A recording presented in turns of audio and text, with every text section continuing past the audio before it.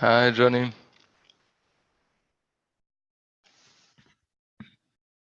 I didn't hear you. Good evening. How are Good you? evening. Fine, thank you. A little bit tired, but okay. You're up late tonight. Oh, very late. Very early, not late. Oh, yes, very early in the morning. Yes. Yeah, it's 2 a.m. now. Wow. Did Hi, you get some Tony. sleep earlier, or Huh? did you get sleep earlier? I went sleeping a couple of hours, and Then you got up. Okay, good. hopefully I heard the ringing the bell. Oh, good. It's not always so sure. Sometimes my subconscious That's great. consciousness. Dedication. Yeah. You're very dedicated. Yeah.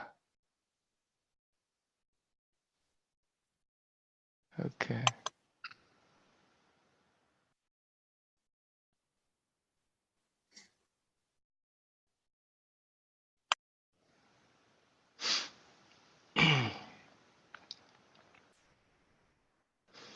So, should we wait some minutes, or I think there is. Geoffrey said he will not be able to attend. Shall we wait a few more minutes? Maybe Lauren is coming. I don't know. Yeah. Sometimes Yeah, right, Lauren. Yeah. Maybe another minute. Are you leading tonight, Marco?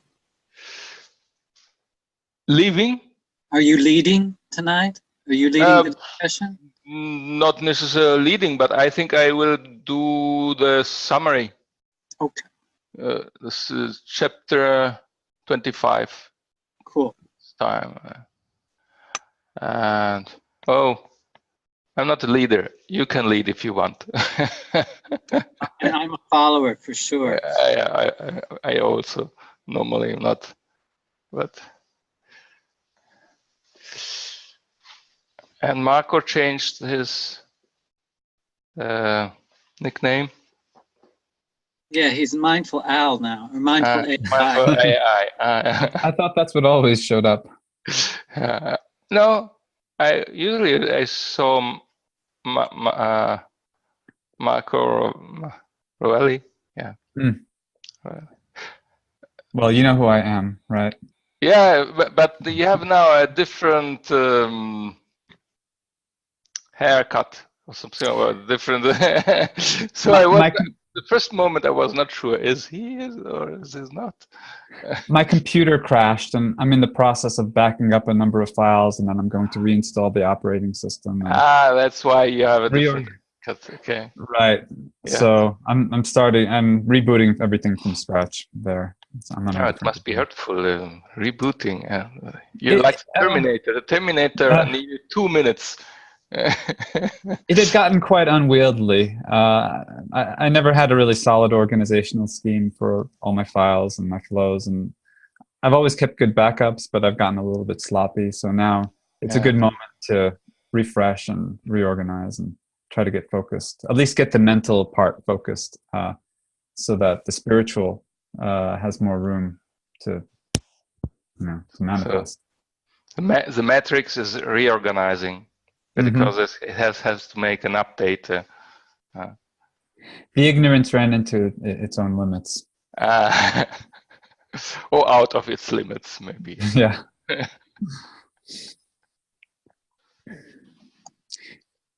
Would you like to lead the meditation?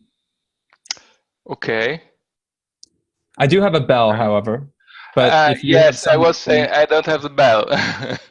So if you bell, you give it the time in and time out, and yes, then there's nothing to lead. Okay, well let's start now then. It's 5 after or 6 after, and we can go until 10 after or so. Okay. Okay.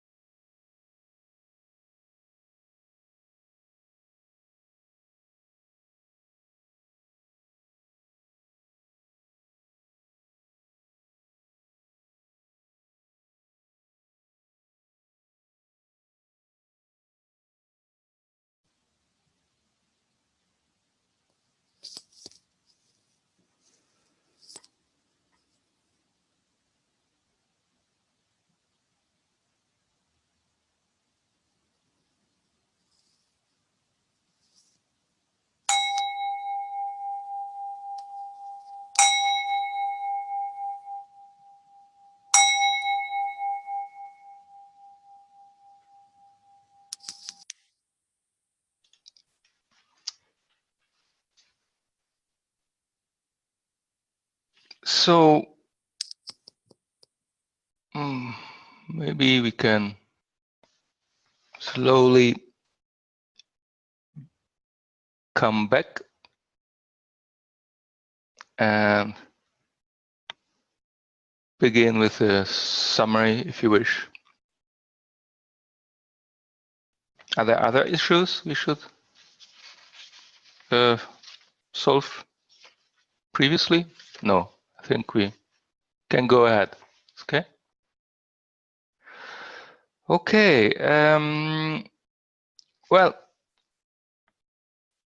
the chapter 25 of Life Divine of Sri Aurobindo was about about the triple transformation. Triple what? Transformation in what sense?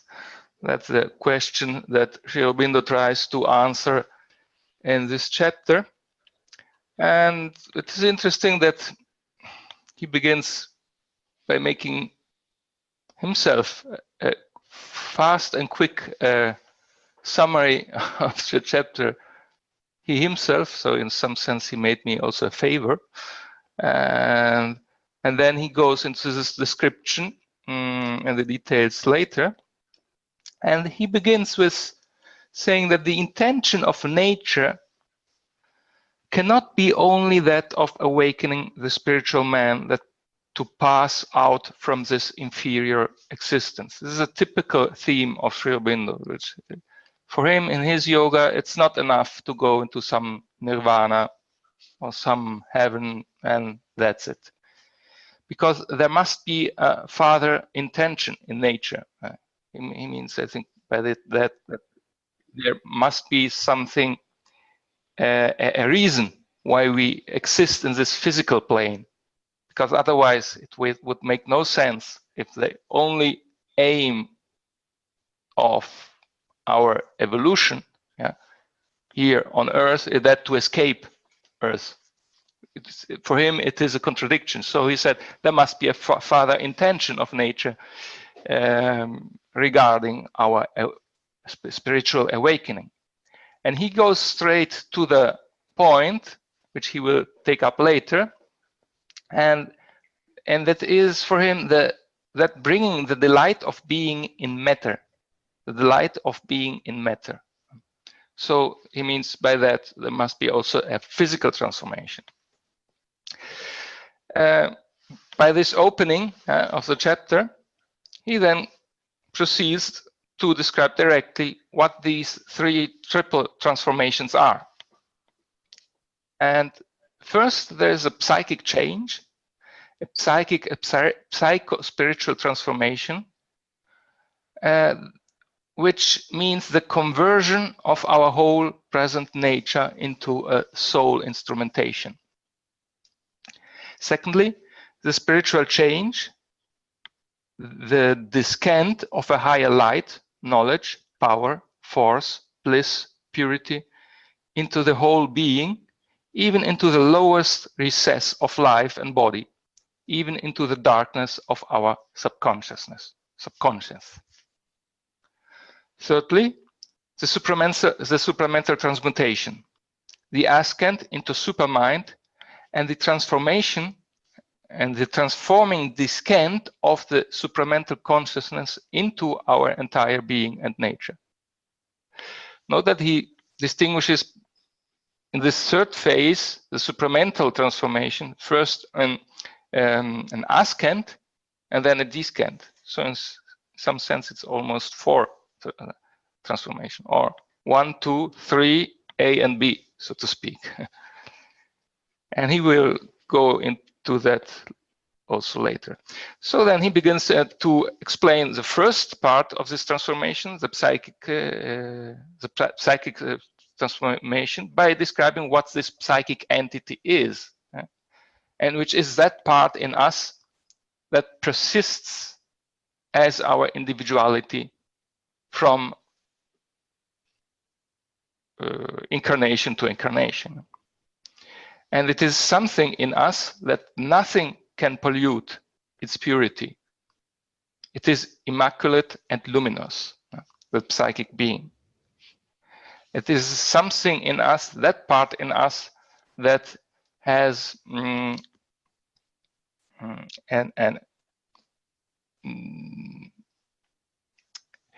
attraction to things that are good and beauty. Truth, it is deeply conscious of truth and good and beauty. But at our level, at our normal, ordinary consciousness level, so the human level, so to speak, the normal, ordinary human level, we are not conscious of this being, which is our soul, so to speak. And he says we frequently take the authority of this inner being and its intimations as the mind's own activity and closed in the mental substance. So we feel its existence, we only unconsciously, and take it for the intimations of the mind. Sometimes I believe to have some idea, some thought, which in reality does not come from my mind, but comes from the psychic being. This soul gazes the essence of all our mental, vital, and bodily experience and assimilates it for the further evolution of our existence in nature. But this action is occult and not obtruded on the surface. Occult here means it's not conscious for our surface consciousness. The soul in us, the psychic principle, puts forward and develops a soul personality, a distinct psychic being. It acts on the surface life by the influences and intimations it throws up on that surface. That's what I said. Which we ordinarily experience and think of as ourselves. In reality, according to Aurobindo, when we speak of ourselves, we think of our body, we think of our emotions, we think of our mind, but these are only surface sheets. Whereas our true essence, our true me, so to speak, is this psychic entity, this psychic being. And here, sometimes he can also be a bit harsh, I think, because he says, we mistake our noblest emotions for a soul expression, a fervor and passion of the emotional being throwing up its spray and foam of feelings, sentiments, sentimentalism, a dynamic enthusiasm of the life parts, eager responses of the physical, the thrills and excitements of nerve and body. All these influences coalesce in a composite formation which is frequently taken as the soul. So it means we live in a sort of illusion where we think our emotions, our thoughts come from our soul, but the soul stands behind and it has nothing to do with it, or not directly. But this is because also, he says, this psychic being is not already full grown, in the sense that it is not impure. It is impure, immaculate, luminous, etc., but imperfect. Imperfect in what sense? He says imperfect in its communication with its own source. In the vision of Aurobindo, this psychic being is a spark of the divine. So this spark is not full grown in the sense that it is no longer in direct communication with its source, which is the divine, and which itself is a spark of. And in this sense, it is still imperfect, but in its essence is not touched by what he calls the inferior nature of existence.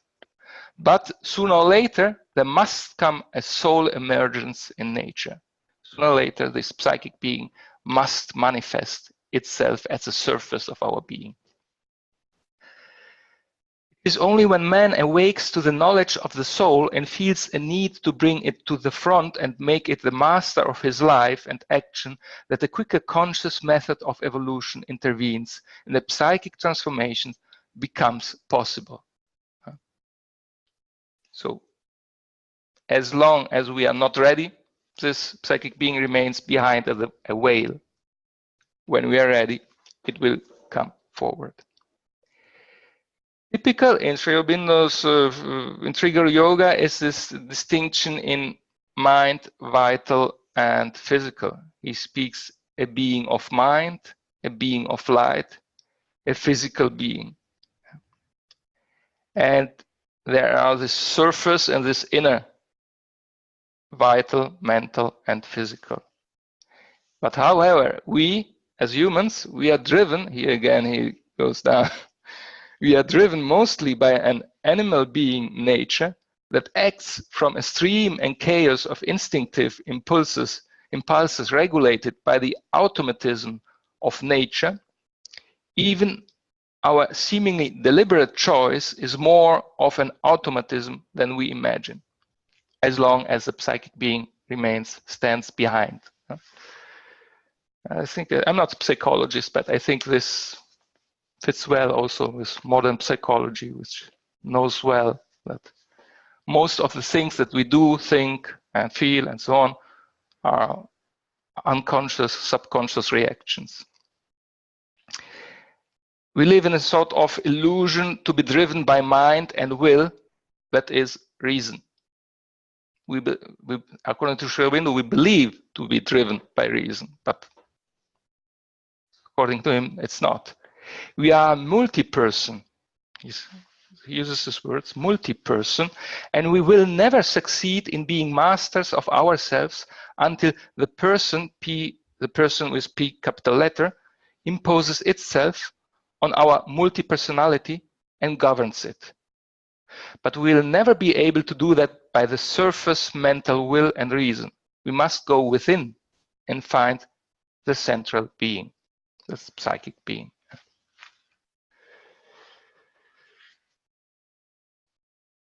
And as long as this psychic being does not surface, he distinguishes between the physical man and the vital man. The physical man is the one he says is dominates the mind, will, and action, where the physical dominates the mind, will, and action. Whereas by the vital man is an interesting description.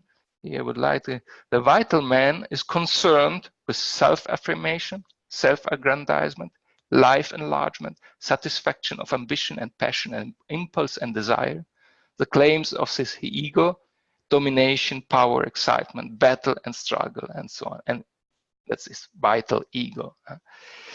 And I think this description fits well many people I personally know. So then finally there's more the mental man, the intellectual, who lives predominantly in the mind, the professor, I would say, something like that. And this is a description of the unawakened psychic being in the typology of human beings that we know well nowadays. However, mind, in spite of its power, is often impotent before the inconscient and subconscious, which obscure its clarity and carry it away on the tide of instinct or impulse. We are easily fooled by vital and emotional suggestions into giving sanction to ignorance and error, to wrong thought and to wrong action. Even if mind becomes strong and clear and dominant and can impose a certain mentalized harmony, it cannot integrate the whole being and nature. This I like especially what he says. I think it fits very well to our society. We think to solve all our problems by pure mental rationality, technology, science. It won't be enough, according to Sri Aurobindo. At its highest, the thinking mind feeds, however, This is an advantage, he says, where the first contact with the psychic being can be fostered, can be helped by the mind, because at its highest, the thinking mind feels that behind the veil of appearances, there is a supreme truth, a supreme good, a supreme beauty, a supreme purity, and supreme bliss, other than what humans usually conceive, and bears the increasing touch of an eternity and infinity, less and less impalpable and abstract, and more spiritually real and concrete. So he says, mind at its highest can gain a contact with his inner being. And that's also what I think we are seeing, also on a collective scale, at least in our days. Before going over, he then makes a little interlude where he tries to describe what he means by integrality in his yoga. What means exactly integral for Sri Aurobindo? And he begins with one part of it where he puts together the yoga of the mind, first of all, the mental approach of the yogin, then the bhakti yogi and the karma yogi. Or I would say the first is the yoga of the mind, what we call Raja or Gnana yoga, the mind of the sage, the higher mental thinker, the spiritual sage, who can attain higher states of consciousness by a direct contact with the spirit. The mind enters a vast, formless, and featureless impersonality and becomes aware of the unchanging self, the sheer spirit, the pure barrenness of an essential existence, the formless, infinite, and the nameless absolute, an experience that exceeds all dualities to the experience of a supreme oneness, infinity, eternity, or other ineffable sublimation of the mind's ultimate and extreme percept of self or spirit. But he says in his yoga, this is only one part of the yoga. There is also the other part of the yoga, the classical so-called bhakti yoga. The bhakti yoga is this, where he says, he introduces this by saying, however, this transformation through the mind does not give us the integral transformation. The contact with the supreme existence must come not only from mind, but also through the emotions. And in order to achieve a more integral transformation, mind must go beyond impersonality to the awareness of the supreme personal being. It is a way of the devotee or bhakta.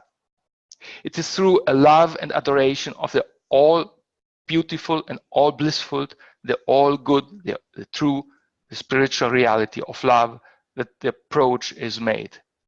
This God ecstasy, the love of God, can transform also the other parts of our being. It is this which leads to a change of nature. And thirdly, there's also the karma yoga approach, the approach of the yoga of works. Also, consecration of the will in works must exist. This as a tool to eliminate the ego will and its motive power of desire.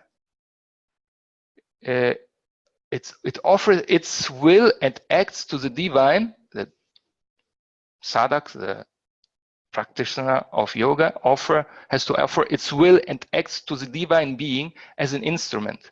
In the end, by this way, one arrives at a consciousness in which one feels the force of presence acting within and moving or governing all the actions, and the personal will is entirely surrendered or identified with a greater truth will, truth power, or truth presence. So he brings this together and says a combination of all these three approaches, the approaches of the mind, the approach of the will, the approach of the heart, creates a spiritual or psychic condition of the surface being and nature in which there is a larger and more complex openness to the psychic light within us. A composite perfection of the saint, the selfless worker, and the man of spiritual knowledge. just an interesting summary about what his yoga is meant by integral, but he says it's not just putting together all the yogas, the classical yogas, into a pot, and that's integral yoga. In his yoga, there is something more, and where one goes beyond. And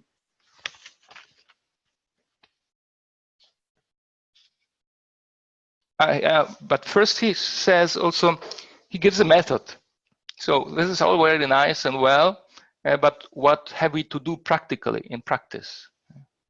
He suggests the method of detachment from the insistence of all mental and vital and physical claims and calls and impulsions, a concentration in the heart, austerity, self-purification, a rejection of the old mind movements and life movements, rejection of the ego, of desire, rejection of false needs and false habits, are all useful aids to this difficult passage. But the strongest, most central way is to found all such or other methods on a self-offering and surrender of ourself and of our parts of nature to the divine being, the Ishvara. Then the soul begins to unveil itself. The psychic personality reaches its full stature. This is in the life divine, we find less advices about the practice. The more advices in this sense you can find in the synthesis of yoga. He remains at the philosophical level and or at the descriptive level. And the next thing that he describes is first result.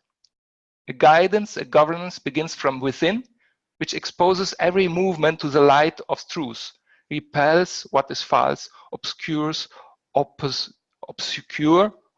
to the divine realization. Lighted up with the unerring psychic light, all is purified, set right, the whole nature harmonized, modulated in the psychic key, put in spiritual order. And the second result is a free inflow of all kinds of spiritual experience, experience of the self, experience of the Ishvara, and the divine Shakti, experience of cosmic consciousness. However, he says, as he goes up a ladder and tells you about wonderful things at that stage, you think that's the final thing. And no, every time he says there is a step more to go forward, a yet even higher spiritual transformation must intervene, namely by an ascent of consciousness into the ranges of overmind and supramental and supermind. To do that, there must be first an opening, a first wide awareness from below. If we open our vision, we see there is an infinity above us, an eternal presence on infinite existence, an infinity of consciousness, an infinity of bliss, a boundless self, a boundless light, a boundless power, a boundless ecstasy that we can see by opening from below, from where we are now. Secondly, there's an ascension. It is about an ascension of the mind to the heights above, a knowledge and experience of superior planes of existence. The mind rises into a higher plane of pure self, silent, tranquil, illimitable vastness. This is a spiritual transformation. This is so we have gone from the psychic transformation to the spiritual transformation. And thirdly, there must be an effectual permanent descent of the higher into the lower nature, an increasing inflow from above, an experience of reception and retention of the descending spirit or its powers and elements of consciousness. A light descends and touches or envelopes and or penetrates the lower being, the mind, the life, or the body. Or a presence or a power or a stream of knowledge pours in waves or currents, or there is a flood of bliss or sudden ecstasy. the contact with the supraconscious has been established. So then he goes to the short description of the last stage of this triple transformation, namely the supramental transformation, because here again he says, nature, however, will not be satisfied with a summary triumph. That's what he described until now. Yeah, would like to have this summary triumph myself. Each minutest portion and movement must either be destroyed and replaced if it is unfit, or if it is capable, transmuted into the truth of the higher being. Because even not the overmind can really convert or perfect the material existence. And that's the last stage of the integral yoga of Sri Aurobindo, the transformation, the material transformation. Because what he described until now was the transformation of the vital, the mental, a partial transformation of the physical, but not a real supramental transformation. And he says only supermind can thus descant without losing its full power of action, for its action is always intrinsic and automatic, its will and knowledge identical and the result commensurate, its nature is a self-achieving truth consciousness. The whole radical change in the evolution from a basis of ignorance to a basis of knowledge can only come by the intervention of the supramental power and its direct action in earth existence. The truth consciousness, finding evolutionary nature ready, if it finds it's ready, has to descant into her and the nature and enable her to liberate the supramental principle within her. So he said the supramental principle is already here. And so must be created the supramental and spiritual being as a first unveiled manifestation of the truth of the self and spirit in the material universe. That's the distinctive difference between Sri Aurobindo's yoga and most, at least, yogas, that he aims also to a transformation of the material universe, our material body. Through the action of this supermind in this third supramental transformation. So this was more or less the summary. I find it interesting that this last stage, which is perhaps in Sri Aurobindo's point of view the most important stage, he usually devotes to it only a few lines at the end of the chapters, and he leaves it not very clearly, the description is not very detailed usually, but there are probably more complex reasons for that. Okay, so this is my summary. If you wish, you can intervene, comment, or ask questions. Good work, Marco. Thank you. Agreed. That was fantastic.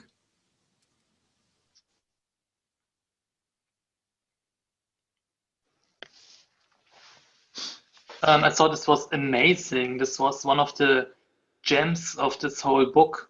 So I thought the last chapter was pretty good, and this one.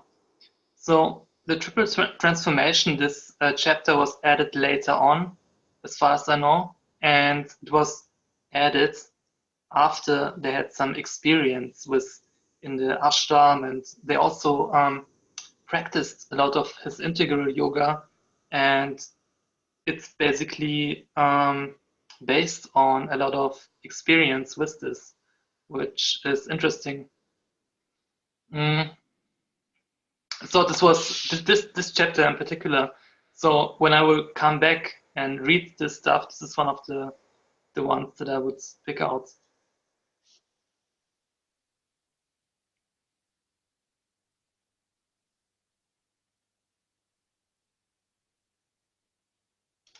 Ah, interesting. Thank you, Tony. I didn't know that it was added later.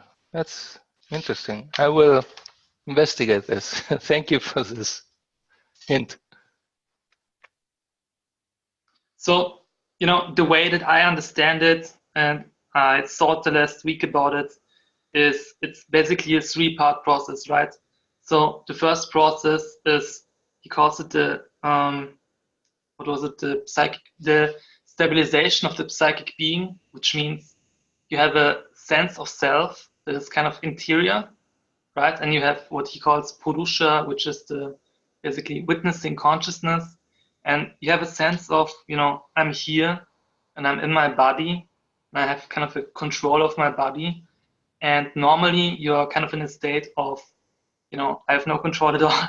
So you could actually take it as a four-part process where the first step is step 0, which some psychologists call the primary process, which is kind of this bubbling, booming confusion of everyday mind, where your mind is kind of scattered all around, totally confused. And so, and the secondary process is one of rationality. So you basically gather your interior, let's say, mental powers and transform kind of to this inner sense of being, and that's the first one.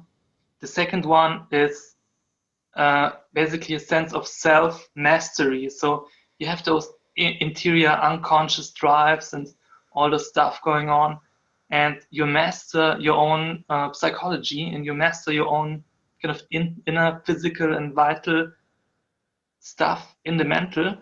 So it's self mastery. And the second part of the second transformation of those triple transformations is one, transcendence, and also then a devotional kind of yoga, this bhakti or whatever he calls it. And that's basically that's the higher mind. So that's the second step. And then if you got that, then there's something kind of completely different that's nowhere else, and it's the third transformation, which is basically, I don't know, it's very, very strange, but it's a different type of being in the world where kind of, I don't know, the Purusha or like the divine shines through, and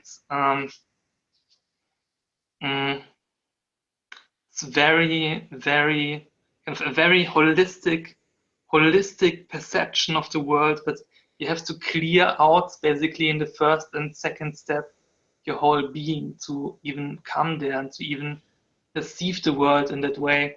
It's very, very difficult, but it's a shining through of the Purusha, shining through of the transcendental self into the world. And I think at the higher stage you also get kind of this descent from above somewhere. I don't know, but there's involution, evolution, and kind of this I don't know, you feel the involutionary force coming from above somehow. I don't know, that's the thing, somehow how he describes that. Yes, that's the triple transformation.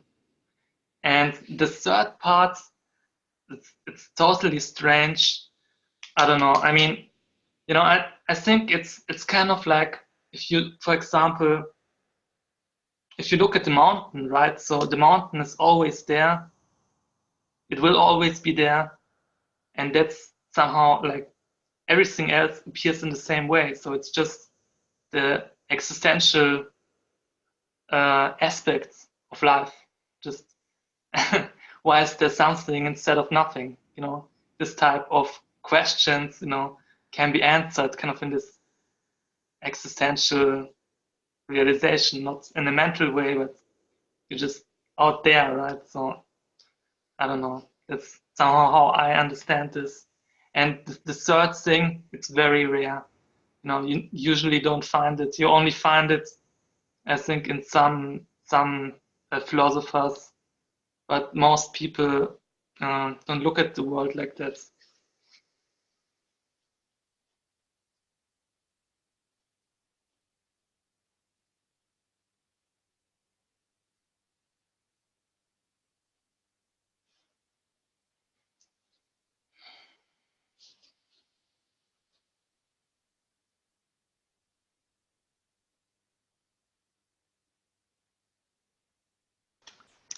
Yes, as if I may add to the psychic being, I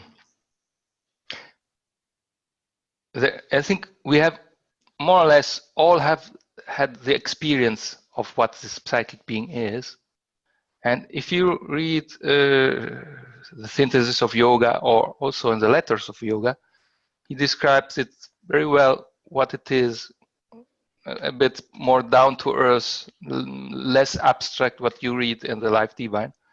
And it is that part in us which is identified with the fourth chakra behind the heart. It is not the physical heart, but it is behind the physical heart, in the spine, in the fourth chakra. And there, when it shines through, one has the experience of a divine love. That's the psychic being. There's something in us that is conditioned, no, not conditioned, is divine love. But since we are living in this physical sheet and mental sheet and vital sheet, which is still not transformed, it veils it all, and therefore we are not directly. And sometimes we mistake human love, for example, as a manifestation of our soul, whereby in reality it is a manifestation of our vital being, sometimes also the lower vital being. And the characteristic aspect of the psychic being is this sense of love and beauty, and what I described before. Whereas the supramental consciousness, once there was some of his disciples asking, not mother, no, not Sri Aurobindo, but mother, her spiritual companion, what is the main characteristic of the supramental consciousness? And she said two things. First, the sense of unity, everything is one, so you see the Brahman in all. And secondly, the perfect, imperturbable equanimity, that I didn't expect this. So the supramental consciousness is that which gives you, at least in the inner, your inner spirit, in your inner being, the perfect equanimity in front of everything that can happen in your life.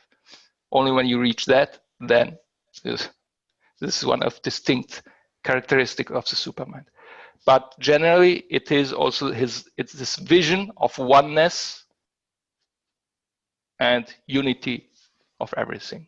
Also in the material existence, there are no separation between me and this table, between me and you, between me and this PC or monitor. This is only the manifestation of one being to itself. Something that for the mind does mean nothing, for the higher consciousness in the supermind becomes as something as self-evident. So I've spoken too much. I let it to you. It's a self-evidence that comes from the outside.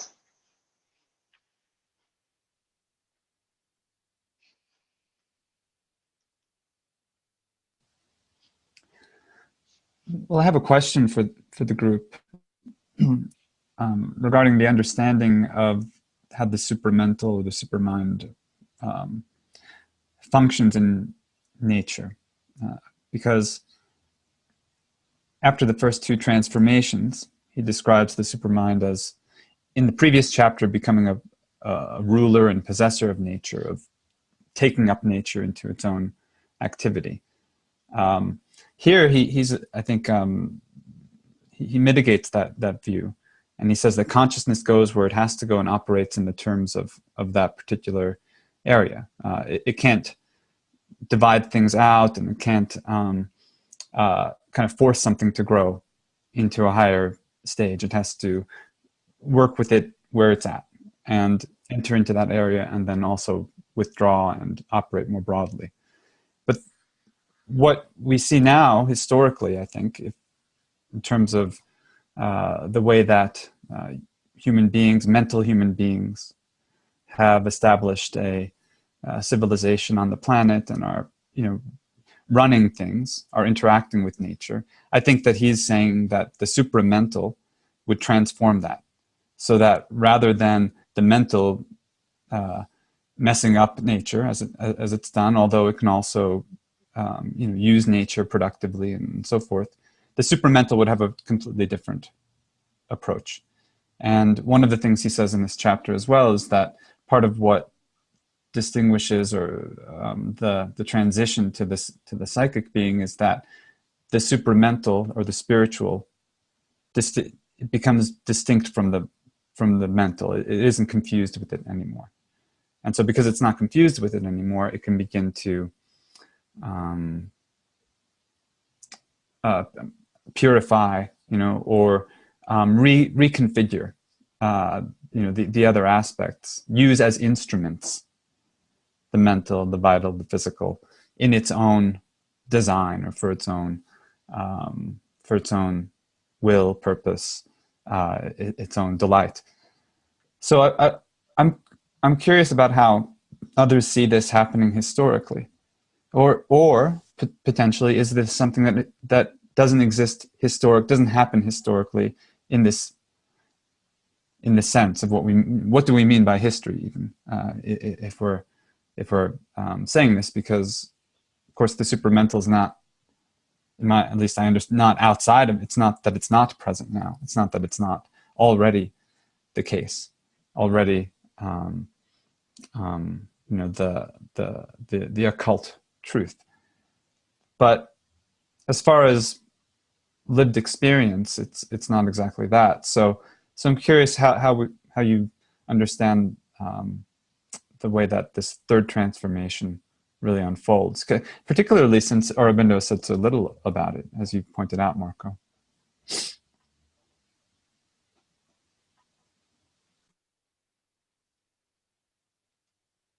I would assume that with the way that he expounds upon issues, he'll get back to this, I'm sure. But I don't know how to answer your question, but I'm pondering how the individual, or the supramental individual, how that's different from the supramental consciousness, or the all-encompassing. So how does the individual play into that supramental realm? If the individual is with all, unity with all, so I guess that perhaps goes into the Sat Chit Ananda part of it.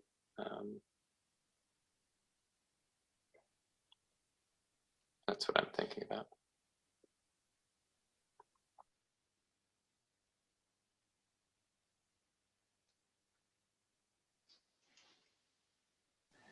He does at one point, and I'm not, I don't want to dig for the quote, but he does at one point distinguish between this supramental coming into individuals as these sort of isolated cases, and on the other hand, it becoming normalized.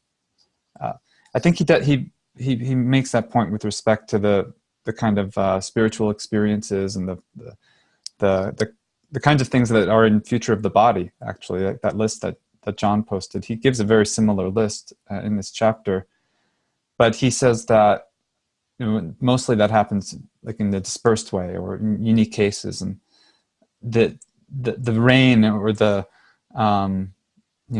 predominance, the coming into fullness of the supramental would mean that would really be just normal. It would be kind of what happens or what's understood to happen. And it would be on the way towards this third transformation.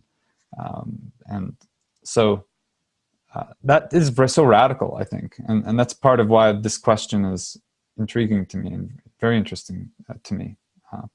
Because when I start to get a sense for like the implications of what he's saying, of what the supramental means, it shifts my perspective, I guess, shifts me out of a perspective on what I think that could mean or what I thought that could mean.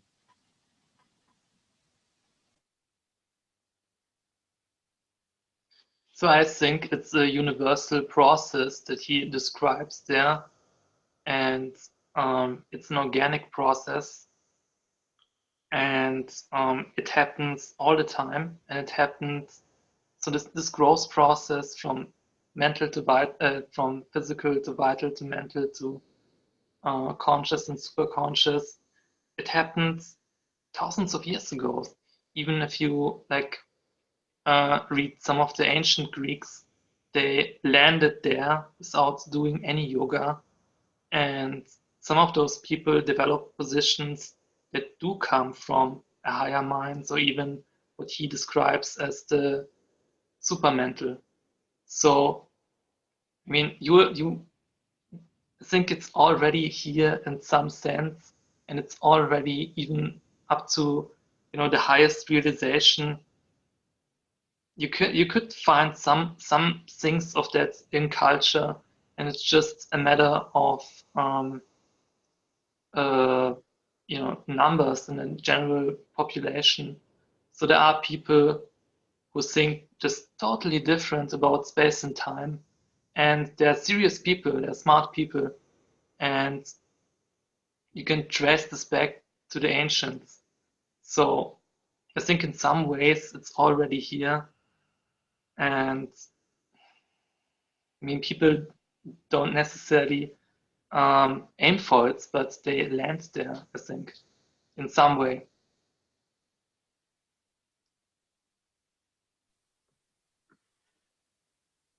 In regards to the historical aspect of it, and maybe what part of what you're saying right there, Tony, was that various cultures, various individuals at various time periods seem to have greater, not necessarily greater access, but seem to have honed in. They had this integral knowledge, and they had it. Maybe even the experience, the culture was enough to allow that knowledge to manifest. And in a lot of modern culture, we seem to be thwarted, either on an individual level, but even culturally, it's going to be a massive undertaking. That's why we like our little pods, our little groups, because here we can take this knowledge and hopefully bounce it out into the real world. I guess that's the energy part, or the will. But on an unfathomable supramental level, perhaps there have been some cultures or some individuals that allowed some culture to form perhaps a perfect action, the formation of a pyramid, or some great work of art, whatever it might be. And 2,000 years later, it's just going to be, it could be a piece of paper that somebody decides to crumple up and throw in a tomb for 500 years.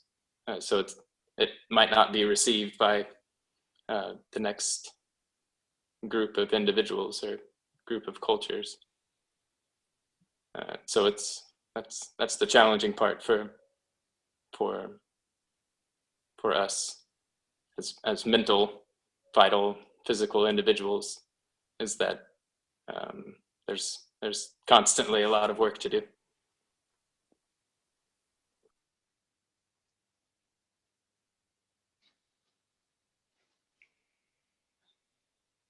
That's what the Aurobindo ashram wanted to do, right? They wanted to establish a higher consciousness and bring it into the world. So really something they wanted to really bring, or really ascend and then descend a higher consciousness into the world. And that's what the mother, I think, tried to do very much.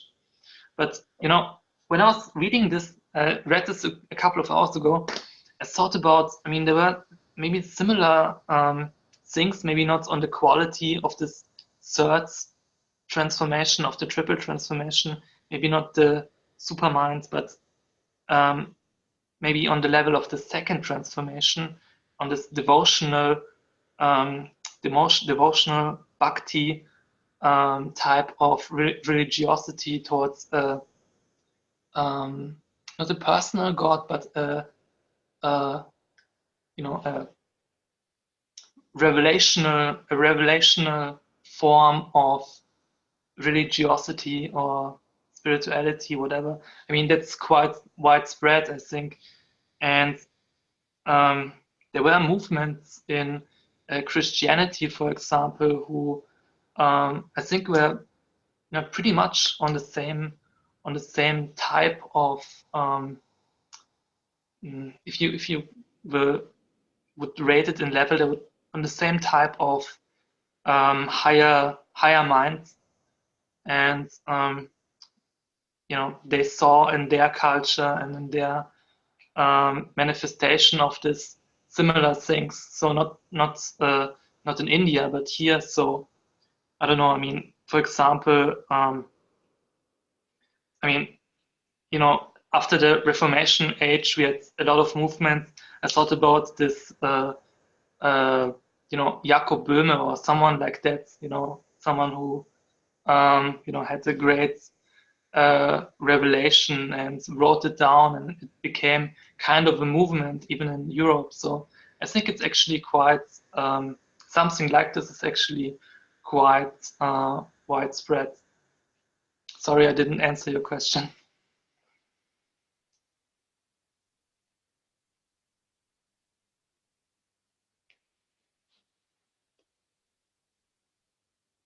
Well, we don't have to answer that question.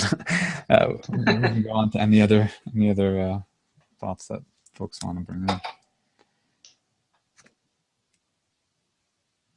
in. But maybe I can try to give a perspective as I read Sri Aurobindo about this point that if and how the supramental acts also in our collective consciousness. He says this frequently. He says that the supramental is always there, but it acts behind a veil. It cannot act directly. It must act indirectly, because if it imposes itself in its full power now, as we are now in our actual state of evolution and our actual state, natural state,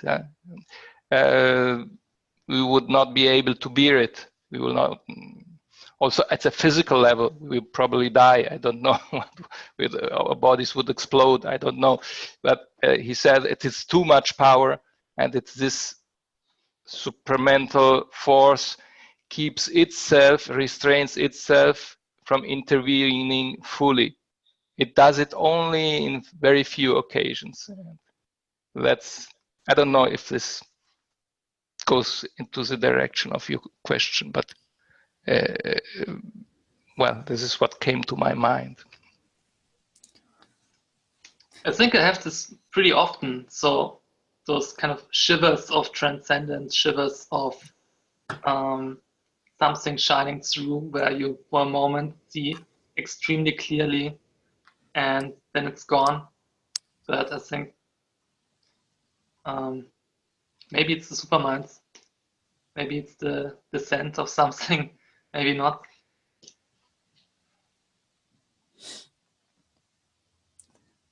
We might need special sunglasses if we were being blasted by the light of the supermind.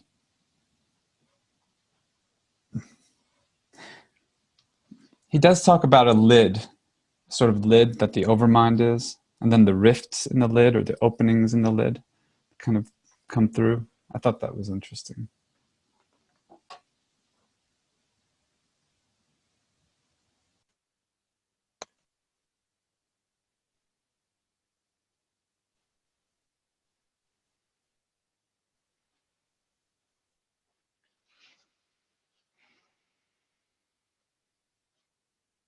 Well, in order to really get there, I think you must, you must do a lot of things. There are a lot of things that hold you back from really experiencing this third transformation. I mean, your whole physical, mental, vital drives that are always part of everyday interaction. It takes great discipline to arrive there, and I think only very few make it there. And for the rest of us, it's just glimpses of something higher, something bigger. But there were two methods that he gave, which I think, Marco, I don't remember whether you or Tony pointed out. One of them had to do with basically the removal or the kind of withdrawal of the Purusha from the Prakriti, so that that pure witnessing is realized, and then then one isn't, as that pure witness, subject to all of the the workings of the ignorant and of the other aspects. But the other was the offering of all of those aspects to the Ishvara, right? And that seems quite a different approach, because one doesn't have to completely separate, right, from the divine, from the manifestation, from the and so I think it's interesting, because it's not as ascetic. I think it's not as an ascetic type of approach, and I found that interesting. I don't have much more to say about that, other than this notion that the divine wants to come down. It wants to come through us. So in a way, we have to just let it, right? And to let it, we have to give it all the parts of our being that it may want to use for its manifestation. Sometimes the language here, when it gets too hierarchical, that scares me a little bit. But when it's more, when he's more careful about that, I think, oh, that sounds good. We could work with the infinite. He also speaks here about the incursion or the invasion of the infinite. That's I think what he says, which reminds me of Jean Gebser, who speaks about time as an eruption. It's that kind of a violence in the way that it comes in. So the notion that if you can land in the heart, if you could be seated in the psychic being in that heart space, then all of these things become offerings. They become offerings to the divine that one doesn't have to isolate, from them. Which I think is one of the. I mean, I think he says that one could do that. That's a potential path, but it's not the integral path ultimately, because the integral has this this wholeness to it. So all of the aspects become offerings to the supramental being in its descent. And we are it, right? I mean, that's the we can't get there too easily either, right? We need this whole historical process, I guess.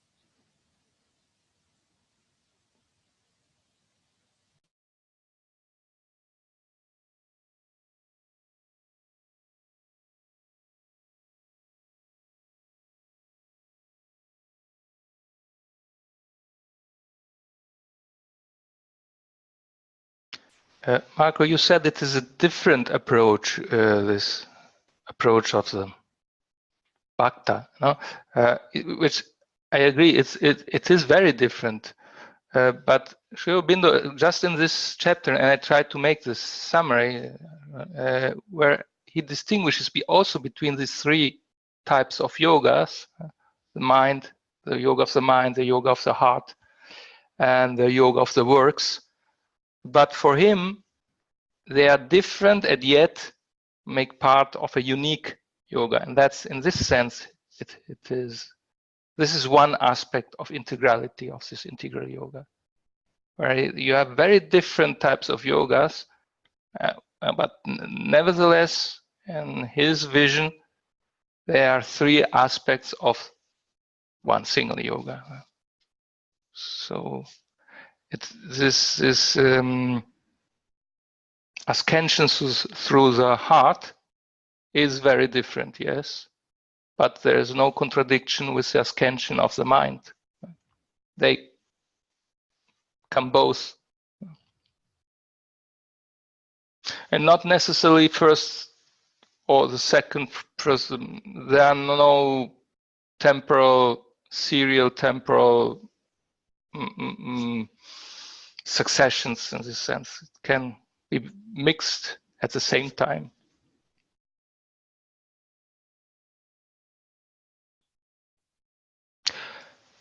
If I may go back shortly, if someone else doesn't have something to say to something else. Okay, Doug, go ahead. Yeah. Very briefly on what you just said, maybe the heart center kind of is a release, or allows for the psychic being to be released, and then the other aspects coincide with that as well. I don't know. That was just a quick thought.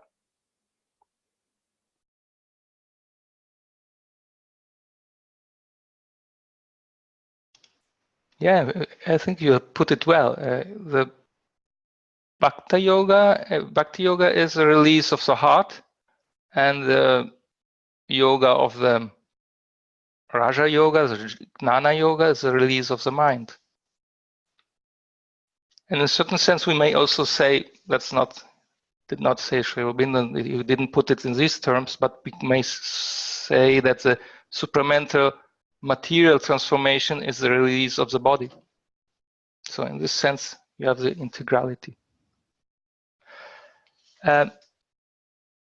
I skipped a point that may be relevant to what we were discussing previously. What would happen if a higher force in general, not only supermind, but also a higher stage of the consciousness, would inrush in our nature if the nature is not transformed? I previously skipped this because of time. Otherwise, the summary would have been too long.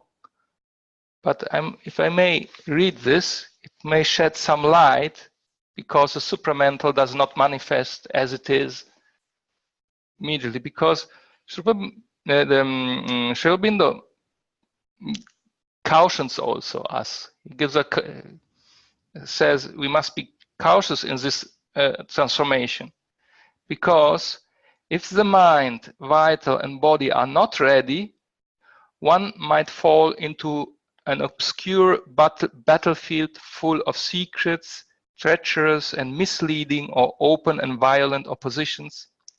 Beings and voices and influences may appear to the inner sense and vision and hearing, and claiming to the divine being to be the divine being, or his messengers, or powers and godheads of the light, or guides of the path to realization, while in truth they are of a very different character. And we are left wondering about an intermediate chaos of experiences and fail to find his way out into the true realizations. These dangers can be surmounted only if there is a complete sincerity, a will for purity, a readiness for obedience to the truth, for surrender to the highest, a readiness to lose or to subject to a divine yoke the limiting and self-affirming ego.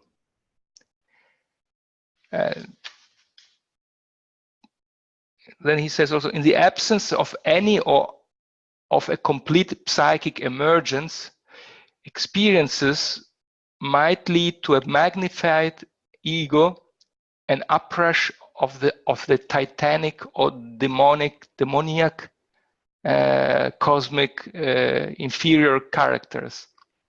So the awakening to the existence of these higher supernormal levels must come only when there is a full psychic emergence, because otherwise dangerous.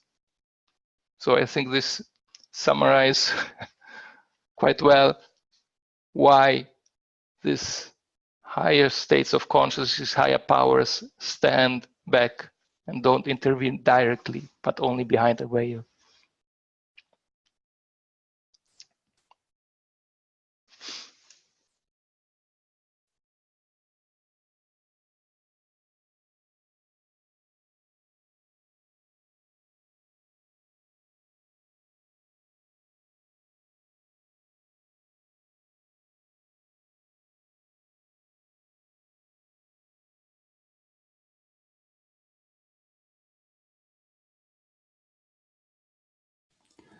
People are at different levels of maturity, right?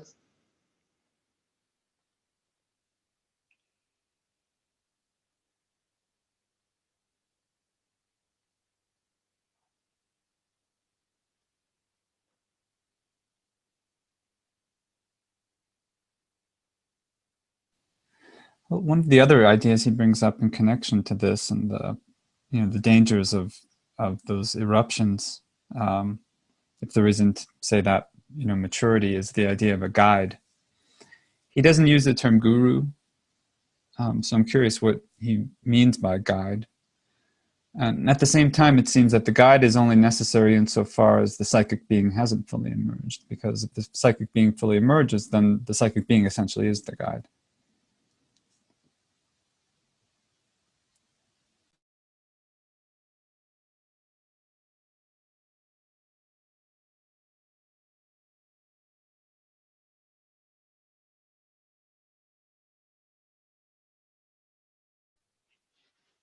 I think he talks about a spiritual teacher, like the mother or someone like that, who will guide you to higher planes at some level, at some time.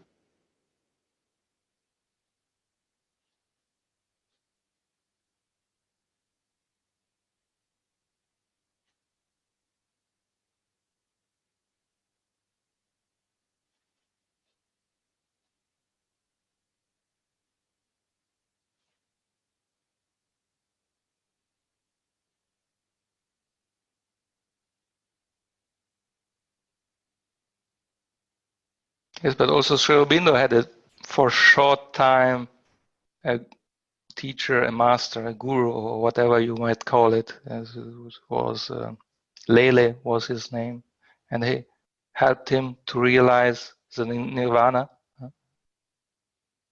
And then later you can find it also in not here, but in the records of yoga. He was guided by the master of yoga.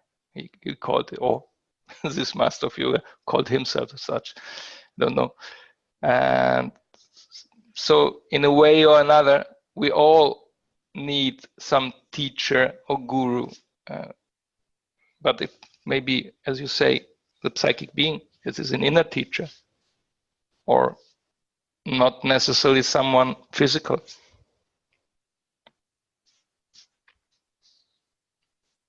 Life is a guru. All life is yoga, he said. Hi, Lauren. Hi, I totally agree with that. I was just thinking, it could be something like an animal messenger, just life experiences, even. I feel particularly drawn to animal messengers as my spirit guides. There's so much we can learn from them, and if we just think about what that animal does and how it exists in the world, and you can see that same kind of leading you towards the ideas of nirvana and such. You think about the medicine of a butterfly. I was talking to my son about that today, and how does a caterpillar become a butterfly? It says it goes into his cocoon. And just think about that, like going within and like being still and patient and letting this transformation occur to the point where now it's a butterfly, completely different form than it was before. Probably consciousness as well, so it's seeing the world completely different at that point.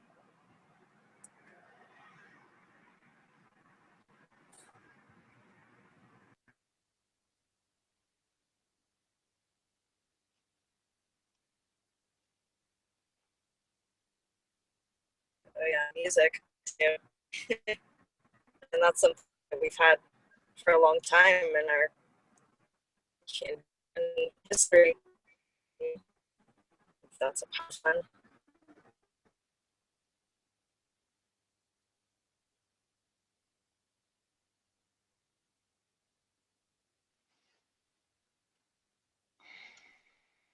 I think You know, we have. Okay. you know, until the second transformation, I get this very well. I get this. It's very kinesthetically alive. You know, when I read this devotional part, I got it somehow. You know, I can relate to that. You know, in many ways. So, but then if it goes up into this third transformation, you know, it kind of blanks out. I mean, I don't have the clarity to see how, you know, I don't know. The clarity isn't there for me. I mean,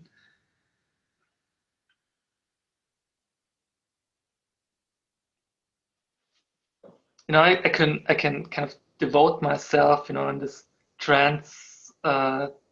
transformational way, but I don't know what arises then, you know. And you know, I don't know, I'm, you know, raised religious and, you know, I think about these things, but I don't know about this third third transformation. And I have read a lot like this month on this.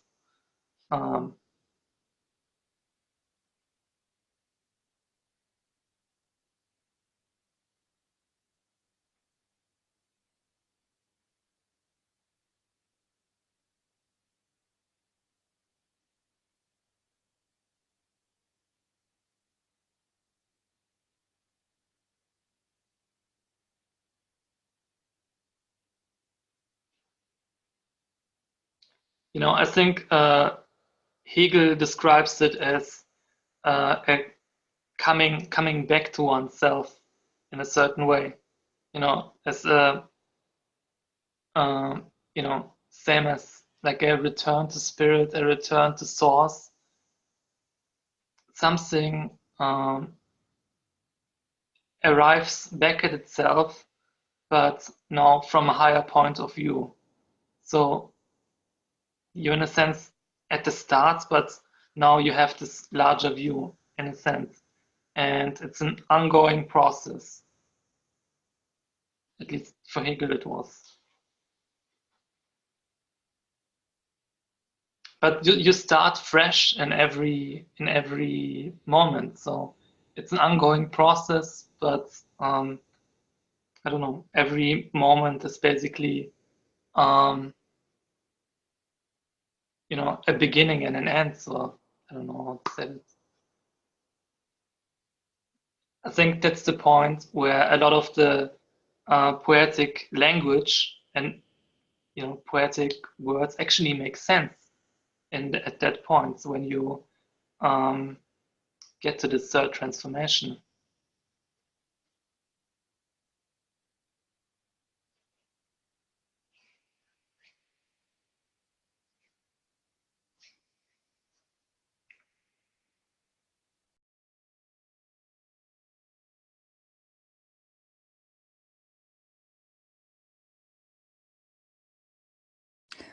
One of the things Aurobindo talks about in this chapter as well is the way in which spiritual experiences kind of, you know, can come and go, and there could be these repetitions or these, you know, this accumulation, but that over time they become more normal. So the mind or the center of awareness becomes more seated there, becomes at home, if you will, there, and that's one of the signs. Like that's the emergence of the psychic being. It happens in those experiences.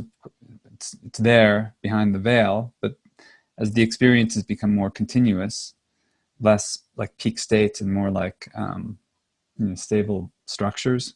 Like Wilbur uses that states and structures language. I think it's a little bit, it's implicit here perhaps as well.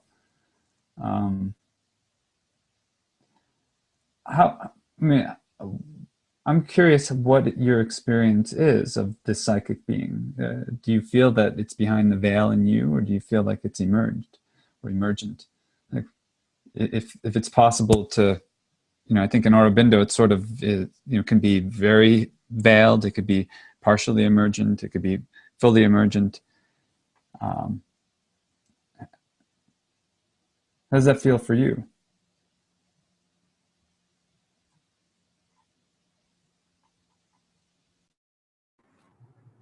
I'll go.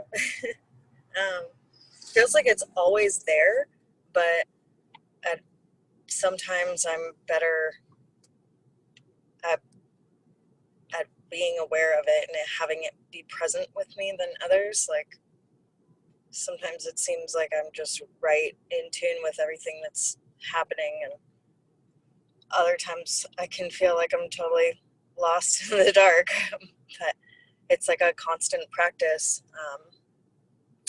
Like you were saying, Tony, it's like always happening. It's like the beginning and end at the same time, like you were saying. Emerging constantly. What a practice.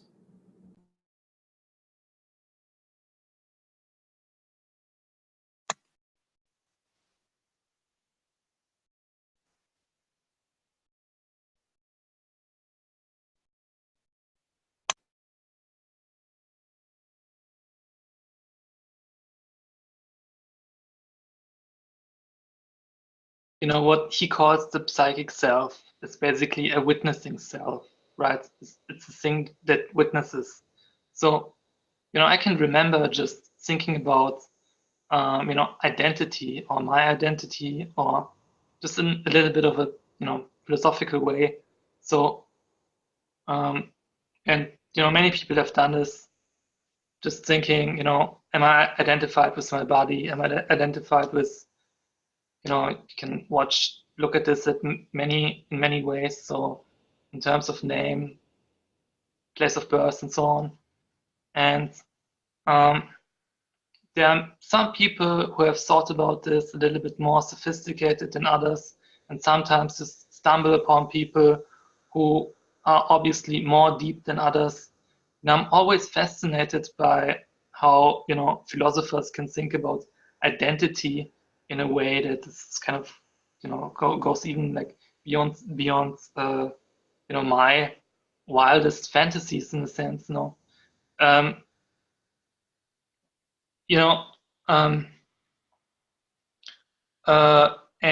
think if we hadn't like books, if we hadn't communication, you actually couldn't guess that other people would actually have the same type of thoughts, or same type of kind of deep inquiry into this.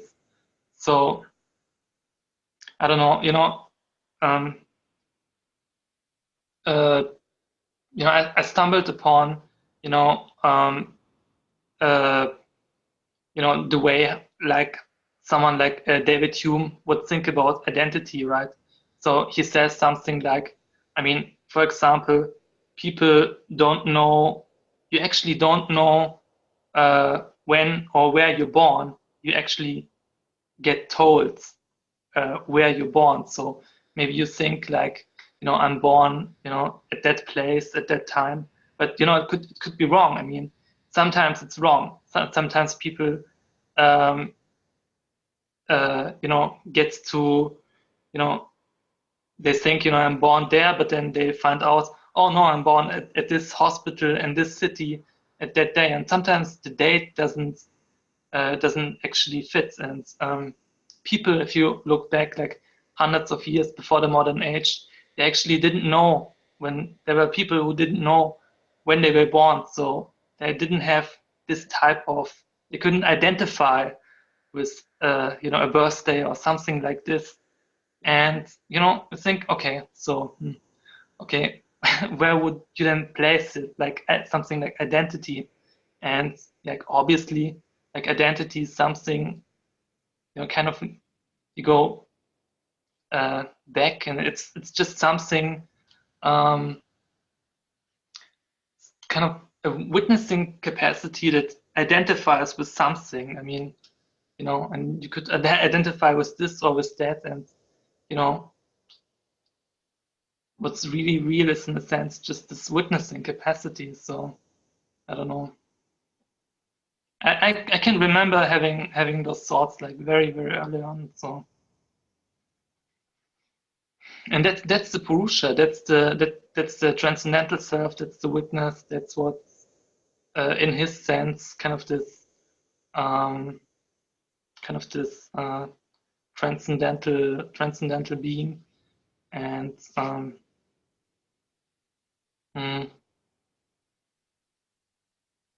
people have ruminated and stumbled upon this a lot, and have expanded on this a lot. So at least the philosophers have.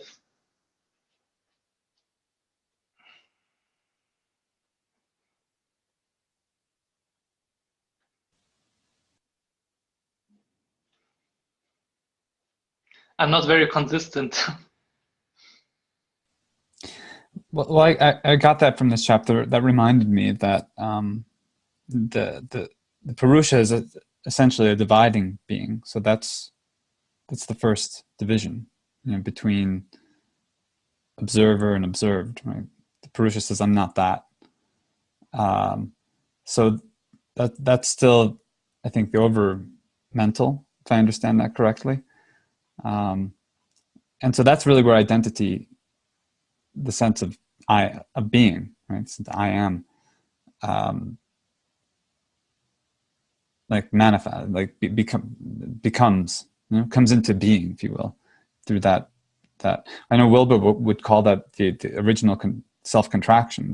There's a subtle contraction in the Purusha, in the witness, because it's not, it hasn't, in a sense, surrendered, that separateness, that dividing action, hasn't surrendered that to the Ishvara, to the integral being.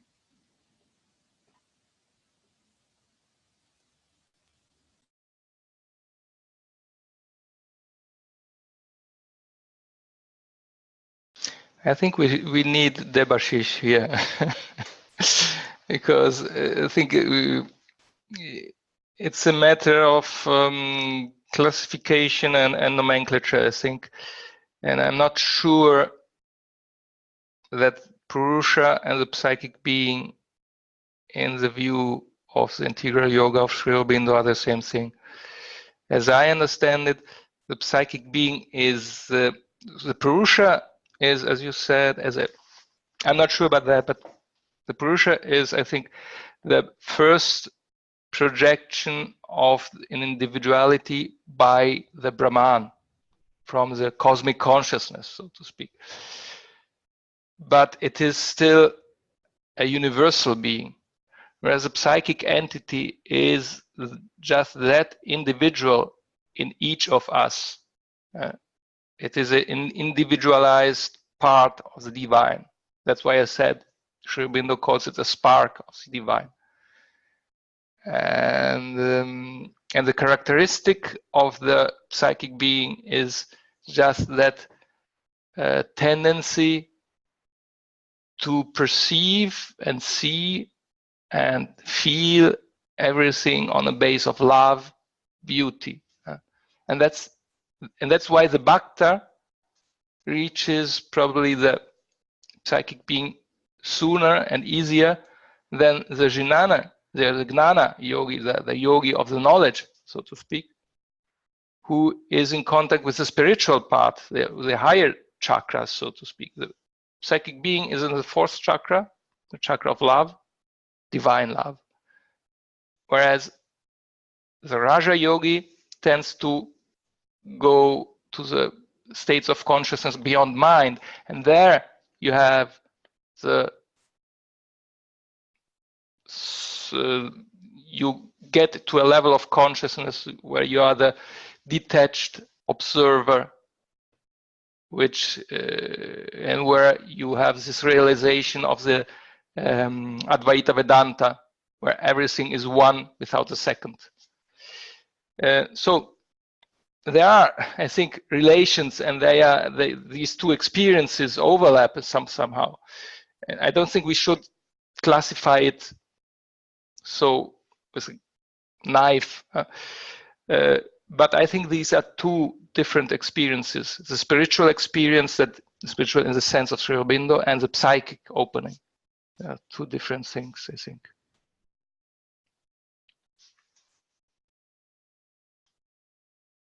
And when Sri Aurobindo speaks of spiritual, also the supramental, the psychic, the opening of the psychic being is also a spiritual experience, of course.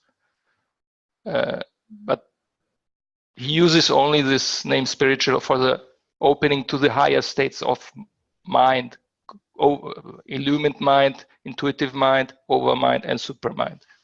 Whereas the opening of the psychic being is here.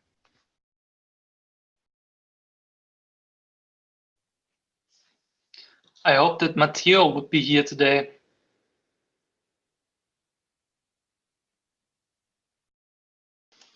He's feeling the 2 a.m. to 4 a.m. o'clock time of Europe too as well. He's in Europe, so he's tired. I've been thinking about this. I find a lot of this very beautifully written, a lot of wisdom in the text, and I hear a lot of wisdom coming from the group as well. So it's very enjoyable. But I feel a lot of reluctance to talk out loud about certain things, because I think it was Frost that said you should not wear for apparel what was intended as a curtain for the inmost soul. And Jesus also said, do not throw your pearls before swine. I think these, and Aurobindo talks about the secret place. So I think there are, and I think we're all exploring boundary conditions. Because we could read this text by ourselves, but we've decided to come together and explore it in a communal way. And I think there's that public-private, the boundary between the public and the private is very fluid, especially in the times that we're living in, where things are very, very turbulent. And I think our culture is wobbling quite a bit. And I believe that I know my identity wobbles quite a bit from day to day. But my feeling is, I was reading this, it's a beautiful passage. Oh, I love that. I think you've referred to, Marco. If the rift in the lid of the mind is made, what happens is an opening of vision to something above us, or a rising up towards it, or a descent of its powers into our being. And then later, a couple of paragraphs later, he goes on to talk about the spiritual impression abides after after the lid is opened, but the mental record is often blurred and remains as a vague or fragmentary memory. The lower consciousness from which the ascent took place falls back to what it was, with only the addition of an unkept or a remembered but no longer dynamic experience. This can be very upsetting. You have these openings, and then You have to go back to chopping wood and carrying water. Or you go to that wonderful retreat, spiritual experiences you have, but then you go back to your daily life and things return back to where they were. And actually, they're kind of worse than they were because you've had a glimpse of something different. So I think these are very familiar experiences for people, whatever spiritual path you're on. There are openings and then there are closings. And so it's learning how to be with both. I think this is what he says here. These ascents take place for many in trance, but are perfectly possible in a concentration of the waking consciousness, or where that consciousness has become sufficiently psychic at any unconcentrated moment by an upward attraction or affinity. Once again, all this descending, ascending kind of language, I find a bit exaggerated, and for me, I would call it masculinist. It's too much like, squeezing something and it goes up and out, or it comes down and in. I understand it because I know if you've ever had these Kundalini experiences, they're sometimes very subtle, but sometimes they're not subtle at all. They're incredibly dramatic. And they can be extremely painful.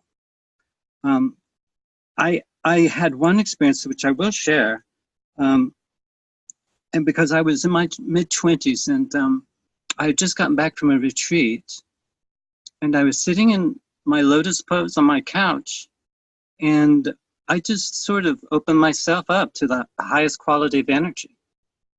And I felt like my body temperature seemed to drop, and I was just opened up to this golden light. And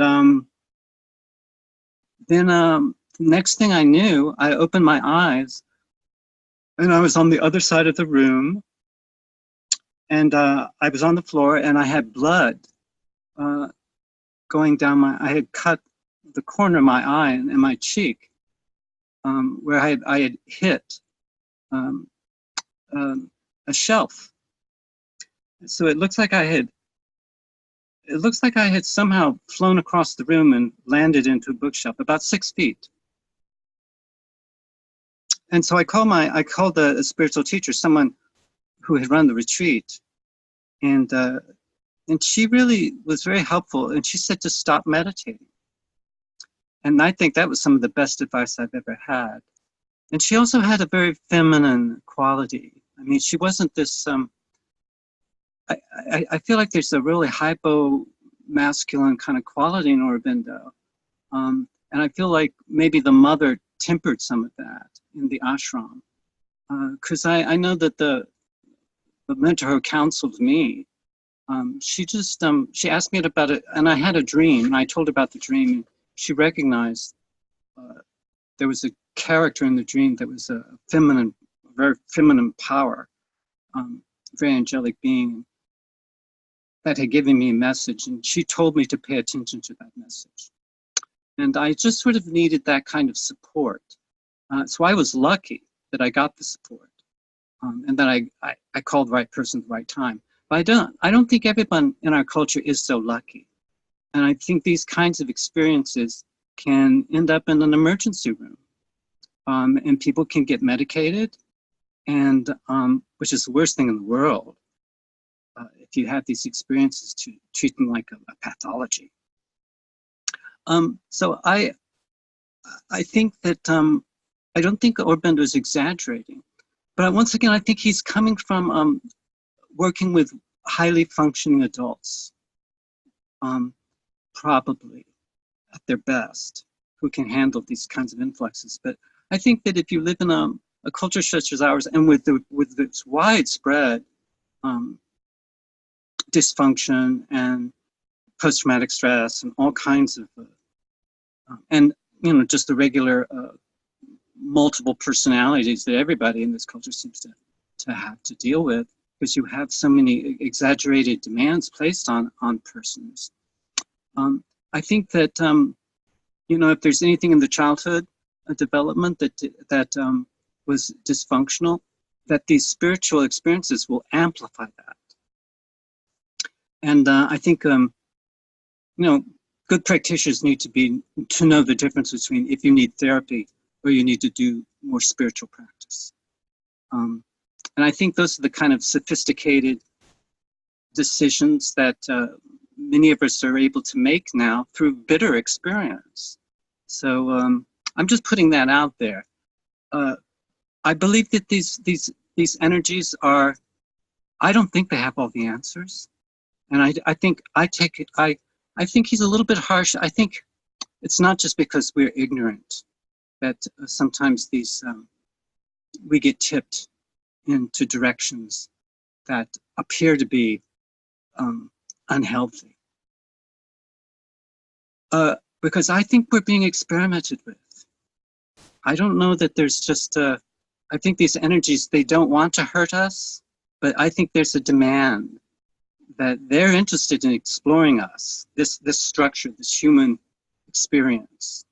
And I think we're being rewired psychically. And I think also our sexuality is being rewired. And I believe that my experience has not been like Aurobindo's. There was no clear, pristine descent, a descent from above. I think for me, it was definitely something coming up from below, but also in many different. It's not neat, clean, pristine. So I'm just putting that out there as my personal experience.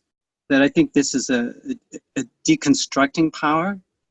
It breaks you down, and hopefully you're going to go into a reconstructive phase. And then there may be a great benefit that may come from that. But I know the greatest teacher I ever had was the little old lady that I took care of. And when she died, I was with her, and I was the only one who, her family wasn't there. And it was a very mysterious process. I was just alone with her. And I saw something quite spectacular happen to this little lady. And I feel like a great transmission was, she transmitted something of enormous depth to me, and no spiritual teacher has ever come close to doing. So I think those kind of experiences are probably, you can't make plans for those kind of experiences, but when they come along, you're very grateful. So anyway, I'm just sharing that with you guys. This is not for the pleasure seekers or those who seek enlightenment. I would say stay home. Go back. I think the dangers are very, very real. But if these happen, if they spontaneously occur, I think there's help you can get. There are a lot of people out there who've made careers out of putting people back together. I think probably you guys know more about this than I do, but I think it sounds lots Groff and people like that, working with spiritual emergencies. But I feel very, very blessed right now, and I feel like there's not that much turbulence going on, although a couple of years ago that it wasn't true. There was a great deal of turbulence, but I feel like it comes in waves. It comes in waves, sometimes extremely turbulent, very chaotic. Then for years, it can be just totally blissful and be very easy and very smooth. But then there comes another wave. So I feel like there's the ascending and the descending currents. It can be really a bumpy ride sometimes. So I was hoping that I would hear people talk about something like that, dealing with the shadow. And I really appreciate why people don't want to talk about that, because I don't want to talk about it either.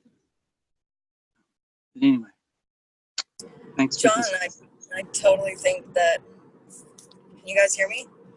Yeah. Yeah. Yes, I hear you, Lauren. Cool.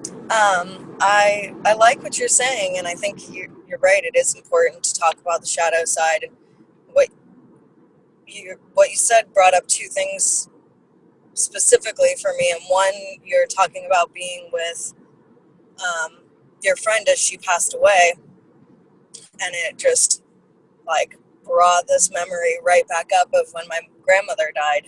And a week before she died, my neighbor, who was like a second mother to me, passed away kind of unexpectedly. And the last time I had been in town, I wanted to go see her, and I just completely spaced it. I was not connected in that moment, and I didn't say bye to her. And I left, and I was like all the way up in Santa Barbara, heading towards Santa Cruz, when I realized that I didn't get to say bye to her. And I was like, man, I wish I had. Maybe I should turn around. Now I'm too far. So I kept going, and then a little while later, my mom called me to tell me that she had passed away, and it was just devastating, knowing that I could have gone to see her, but I didn't. I chose not to. And I wasn't connected enough to what I was really feeling, like what my psychic being was telling me. And so when she told me that my neighbor had died, I immediately realized that my grandmother had been in bad condition for about a year, and she was bedridden and had somebody taking care of her with my mom and my aunt every day. And so I decided I had to go and see her immediately. I was in school, so I had to wait a few days, but the first thing I did was drive down to Southern California to see her, and I brought my friend Nastasia with me, and we got to Laguna, and we'd been driving all night. We got there in the morning, and we decided we needed to just ground our energy after being in the car for so long. So we went to the beach, and I was sitting there on the rock, and I closed my eyes for a second, and I felt the boundaries between my body and the world dissolve, and I heard my grandmother tell me to come right now. And I had this beautiful memory of her, and I just like jumped up, and I'm like, we have to go right now.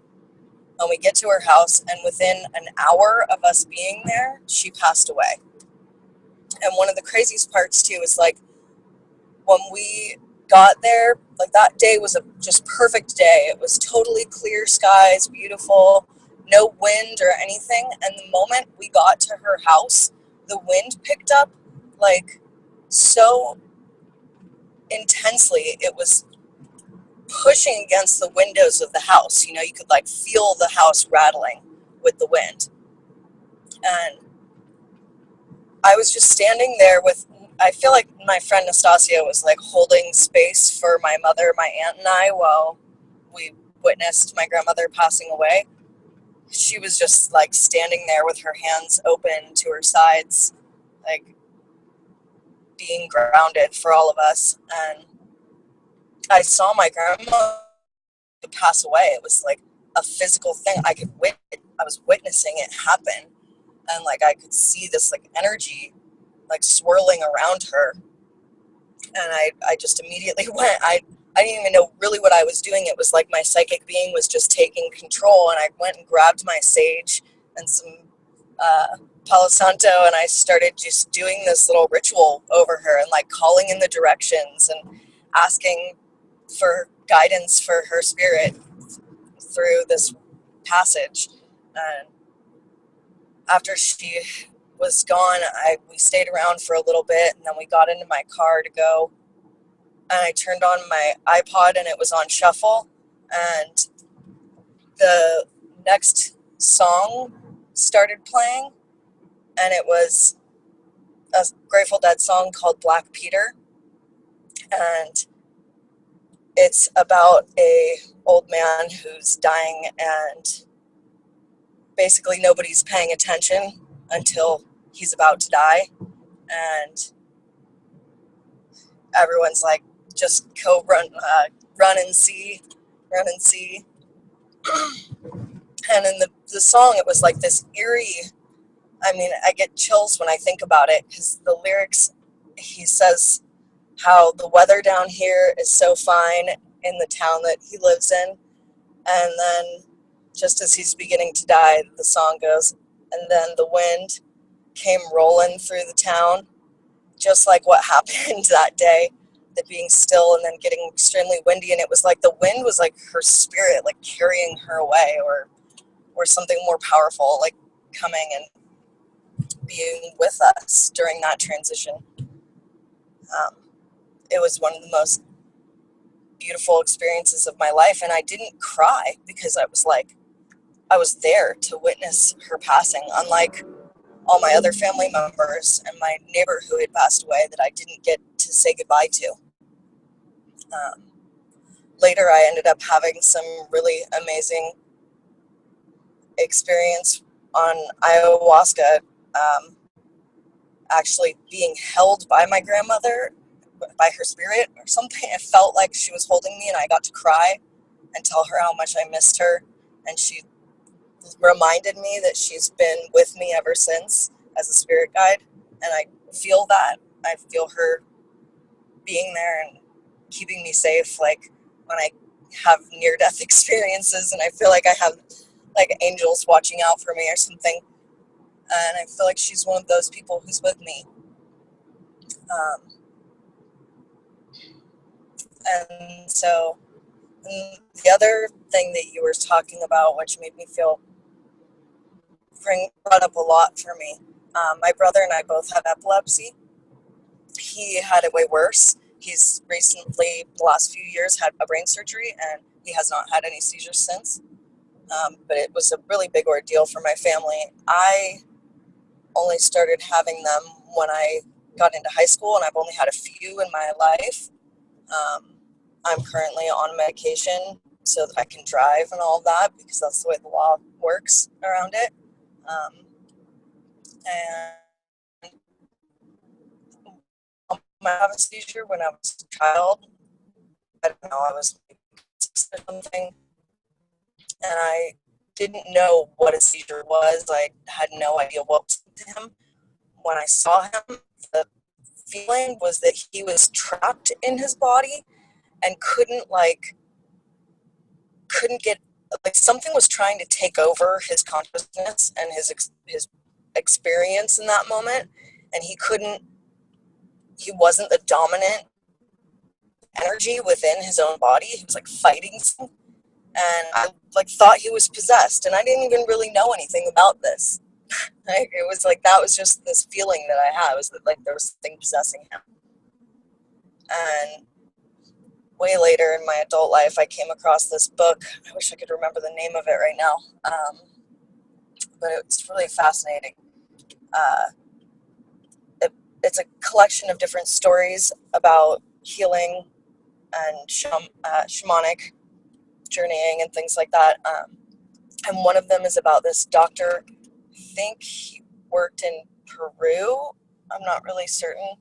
It's been a little while since I've read this, but he was practicing for a long time and through I think the 90s, and he was bringing people who had epilepsy, who had,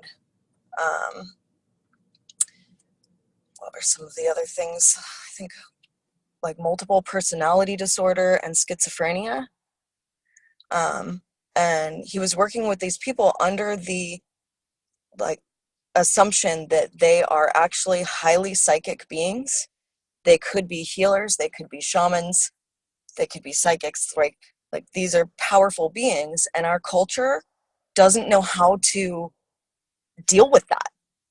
We don't have the framework to recognize that these people have great potential and they're special. Healing States, that's the book. It's called Healing States.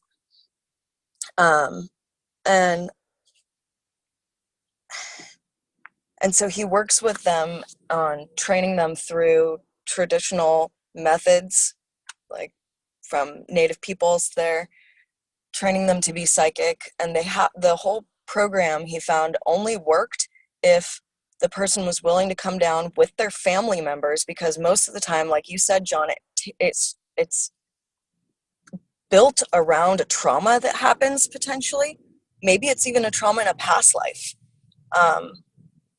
But to have the family there with the person as they're training, and the family goes through the psychic training as well, so they can all be on the same page. And as long as they have their family and they completed the training, they came out of it completely healed of their, quote, disorders, and fully trained psychics. And a lot of them chose not to follow that path. Like you were saying, John, when your friend was like, don't meditate. They found that it was better for them to be able to control it, but not to enter that state of consciousness.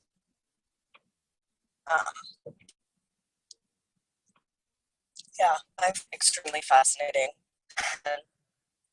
And, you know, obviously, like multiple personality and schizophrenia, I feel like are two more extreme versions. Like, I feel like with epilepsy, the person's still partially in control. They're at least like still there in the body. But I feel like with somebody who's multiple personality or schizophrenic, it's just like very fully taken over by some other entity. Like, and that's the thing. If you're highly psychic and you're in our world today, I think you don't have that help. Yeah, that's true. I think there's a consortium of intelligences that I'm in relationship with. And I do believe that there are angelic beings. And I think you come into this is my myth. I'm borrowing something from this writer, Tom Cheetham, who writes a lot on the Sufi tradition. And he writes a lot about it, Henry Corbin as well. But I think there's this belief that you come into the world with an angel, and that angel is with you. And I've met mine, and I'm very happy that I know that that's who's coming to pick me up at the end of this lifetime. And I have no doubts about that at all. So I can endure a great deal because I know that I'm signed, sealed, and delivered to this beloved. But I think a lot of our yearning is misunderstood in this life because we're looking for that special person who's going to connect us. But that may not be on this plane. There may be other dimensions where that beloved is. And only on special occasions, sometimes when there's trauma, does that presence come forward. But at any rate, I do think just being an ordinary person and chopping wood and carrying water and doing the best you can from day to day is sometimes heroic and more than enough. So I love Aurobindo, but I think he gets a little hyper-masculine. I sort of think a more feminine, gentle, being gentle with oneself and with others could be sometimes what's most required, because sometimes these openings can be, quite traumatic, and but necessary. I do believe these are cleansing, and there's a lot of toxicity that is cleansed from the system psychically and physically. So I do think we have these immense powers that we're only just starting to take responsibility for. And I do think there are some wonderful people out there who've done some exquisite research, like the last time I was quoting from The Future of the Body.